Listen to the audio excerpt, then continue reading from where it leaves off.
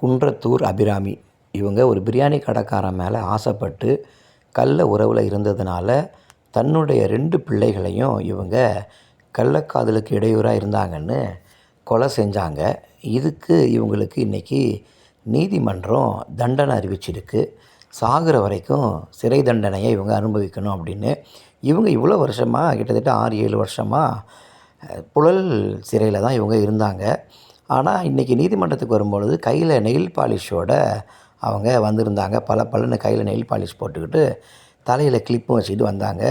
பொதுவாக நீதிமன்றத்தில் இருக்கவங்களுக்கு இது மாதிரி உயிரை கொல்லக்கூடிய எந்த ஒரு பொருளையும் கொடுக்க மாட்டாங்க. ஏன்னா தான் வந்து மனசு நொந்து போய் அந்த நெயில் பாலிஷு இது மாதிரியான பொருட்களெல்லாம் குடிச்சிருவாங்க, குடிச்சிட்டு இறந்துருவாங்க, இல்லை ஏதாவது அவங்க தவறான முடிவு எடுத்துருவாங்கன்னு இந்த மாதிரி விஷயத்தெல்லாம் சிறைச்சாலையில் கொடுக்க மாட்டாங்க. ஆனால் இவங்க இந்த புழல் ஜெயிலில் இருக்கும் பொழுது எப்படி இவங்களுக்கு இந்த நெயில் பாலிஷ் வந்தது அப்படின்னு சொல்லி பொதுமக்களே சந்தேகம் எழுப்புகிறாங்க.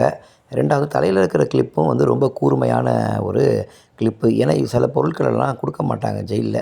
ஏன்னா தங்களை தாங்களே அவங்க கீறிப்பாங்க, கையில் பிளேடு இருந்தால் வெட்டிப்பாங்க அப்படின்னு. ஆனால் இந்த கிளிப்பும் எப்படி வந்துச்சுன்னு சந்தேகம் எழுப்புகிறாங்க பொதுமக்கள் எல்லாருமே.